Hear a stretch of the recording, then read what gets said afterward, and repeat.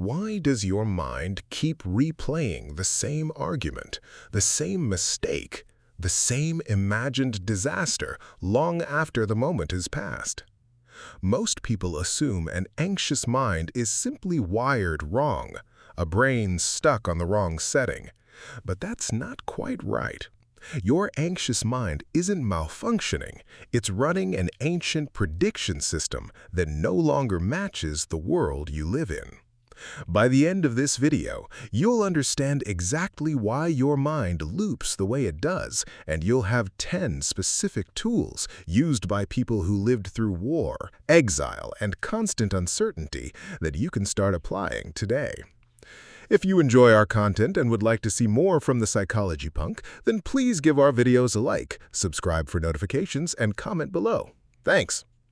Around 2,000 years ago, a formerly enslaved man named Epictetus, a Roman emperor named Marcus Aurelius, and a wealthy statesman named Seneca each independently arrived at the same discovery. Most of your suffering doesn't come from what happens to you. It comes from what you tell yourself about what happens to you. That distinction sounds simple. It isn't. Your brain evolved to treat every uncertain outcome as a potential threat because for most of human history, uncertainty genuinely was dangerous. A rustle in the grass could be wind, or it could be a predator. And the humans who assumed the worst survived to pass on that habit. You inherited that same threat detection system. The problem is that it now fires at unanswered texts, unclear emails, and imagined conversations that haven't happened yet. The Stoics didn't have a word for a threat detection system, but they noticed the same malfunction from a different angle. They watched people in positions of enormous security, wealthy senators, powerful generals, still lie awake over things that hadn't happened and might never happen. If safety alone solved anxiety, those men should have been the calmest people in Rome. They weren't. That observation is what led Stoic philosophy toward a different target entirely, not the external threat, but the internal machinery that manufactures a threat out of nothing at all. Here's the first tool, and it's the foundation everything else builds on: the dichotomy of control. Epictetus taught that everything in life falls into two categories: things within your control and things outside it. Your thoughts, your effort, your responses are yours. Other people's opinions, outcomes, the future are not. Picture waiting for test results, a job decision, or a reply that hasn't come. Your mind treats the waiting itself as the threat. But the actual danger, if there is one, hasn't arrived and can't be controlled by rehearsing it. What can be controlled is how you spend the waiting, and the sorting itself starts to loosen the grip. The same tool works on a much smaller, more common scenario: lying awake replaying something you said at dinner, certain you sounded strange or offended someone. The words are already spoken. Whether the other person took offense is now entirely in their hands, not yours. Asking in that exact moment, what part of this is still mine to act on, and what part am I just replaying for its own sake, often reveals there's nothing left to control at all, only a memory looping for its own sake. The second tool follows directly: negative visualization. Seneca recommended briefly imagining the loss of something you value, not to spiral, but to reduce your mind's shock response and increase your appreciation. If you dread a difficult conversation with a partner, spend 30 seconds honestly picturing the worst version of it. Most people find the imagined version is survivable, which quietly diffuses the catastrophic charge the real conversation was carrying. This also applies to a subtler kind of anxiety: the low hum of dread before checking your bank balance or opening a bill you've been avoiding. Imagining the actual worst number you might see, and then asking what you would concretely do the next morning if it were true, tends to shrink the dread faster than avoidance ever does. the number itself rarely turns out to be as unmanageable as the vague fear of it was. The third tool is the view from above, a practice Marcus Aurelius returned to constantly while ruling an empire under constant threat. He would imagine looking down on his life from a great height, watching his worries shrink against the scale of history and the natural world. If a work deadline has your chest tight at midnight, picture your street, your city, your continent from orbit. The deadline doesn't vanish, but its size relative to your nervous system does.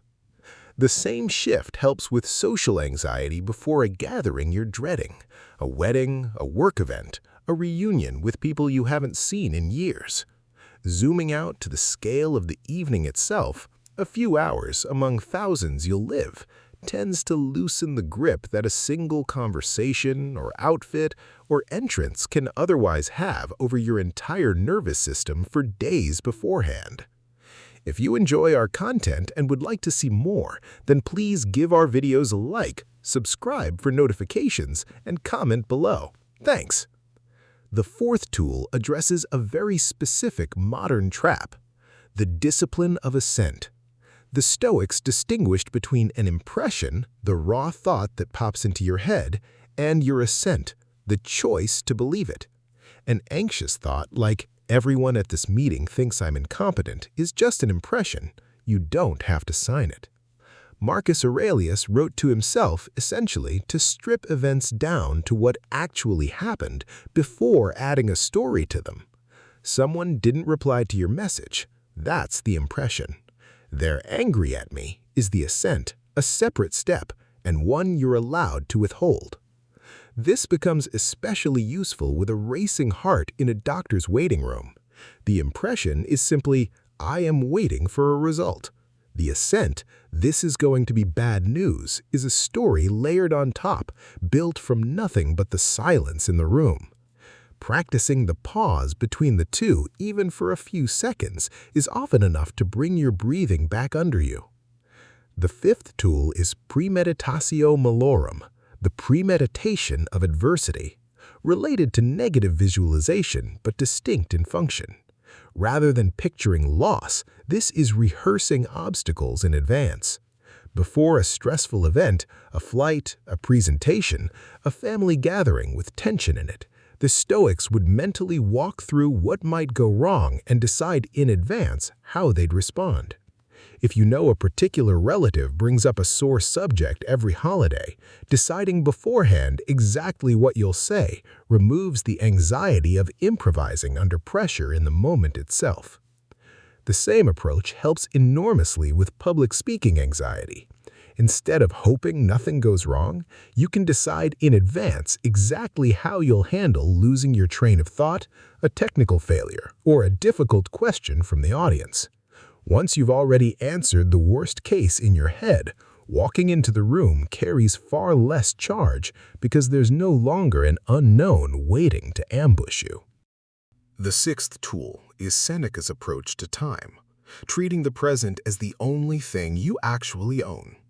He observed that people spend enormous energy mourning a past they can't change and fearing a future that hasn't happened, while the only moment they actually possess slips past unnoticed.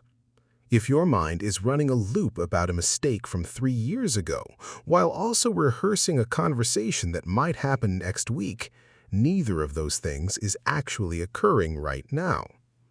Naming that out loud, this is a memory, this is a prediction, neither is happening, interrupts the loop by returning attention to the only time frame where you have any power at all. This is particularly useful for the specific anxiety of comparing your current life stage to where you thought you'd be by now, a career, a relationship, a level of savings. That comparison lives entirely in an imagined past and an imagined future simultaneously. Returning to what is actually true right now, today, this hour, tends to interrupt a grief that isn't really about the present moment at all. By now, a pattern should be emerging. These aren't tricks to make anxiety disappear. They're methods for locating exactly where your attention has wandered and walking it back to where your actual power lives. There's a reason this framework survived 2,000 years, while so much else from the ancient world didn't. It wasn't written by people with the luxury of theorizing from comfort. Epictetus developed these ideas after being enslaved and physically disabled by a cruel master.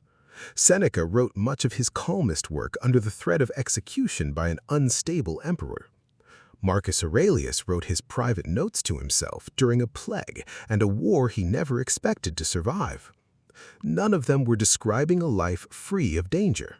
They were describing how to stay steady inside one that genuinely wasn't safe, which is precisely why the framework holds up against modern anxiety, most of which is danger imagined rather than danger present. The seventh tool is the reserve clause, a small linguistic habit with a large effect. The Stoics would append fate permitting, or if nothing prevents it, to their plans, not out of pessimism, but to hold outcomes loosely from the start. If you're anxious about a plan falling through, building the uncertainty into the plan itself, rather than treating any deviation as a personal failure of control, changes your relationship to disruption before it happens. Someone who has planned a trip for months and feels a spike of panic at the first sign of bad weather is a familiar version of this. Holding the plan as "I will travel, conditions permitting," rather than as a fixed certainty, means a delay becomes an expected variable rather than a personal catastrophe, and the anxious spike has far less to attach itself to. The eighth tool is Marcus Aurelius's practice of anticipating difficult people. He wrote each morning that he would encounter the ungrateful, the arrogant, the dishonest, and reminded himself in advance that reacting with anger would harm him more than their behavior did. If you know your inbox will contain at least one frustrating message today, deciding in advance to not let it dictate your mood removes its power before it even arrives. This applies directly to the anxious dread some people feel before opening a group chat or a shared document at work, expecting criticism or conflict before there's any evidence of it. Deciding in advance that another person's tone is about their own state, not a verdict on you, means you arrive at the message already steady, rather than bracing and then reacting. The ninth tool is Epictetus's distinction between events and your narration of them, applied specifically to catastrophizing. When your mind jumps from "I made a mistake in the meeting" to "I'm going to lose my job" to "I'll never recover from this," Stoic practice asks you to trace the chain back to the first verifiable fact and stop there. You made a mistake in a meeting. Everything after that is a story your anxious mind is generating, not information you actually have. This same chain shows up in health anxiety, where a single unusual physical sensation, a headache, a racing pulse, quickly becomes a full narrative about a serious illness within minutes.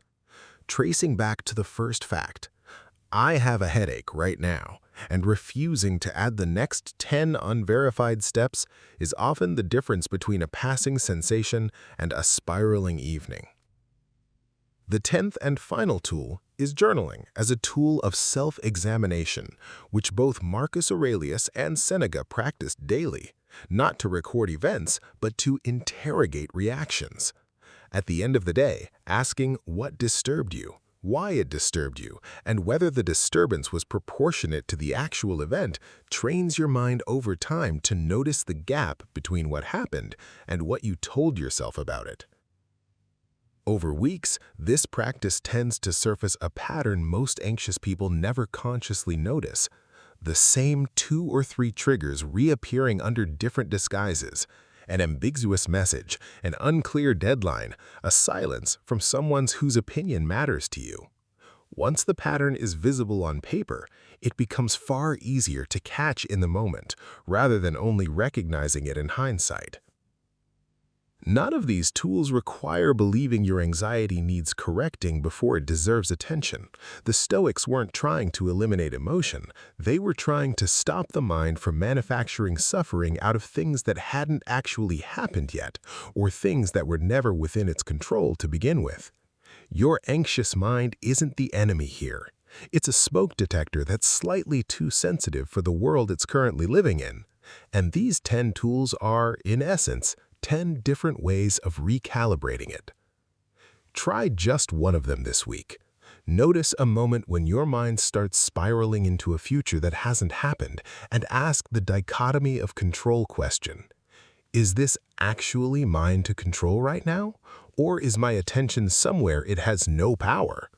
Then try the reserve clause on your next plan, holding it loosely instead of treating any disruption as a catastrophe.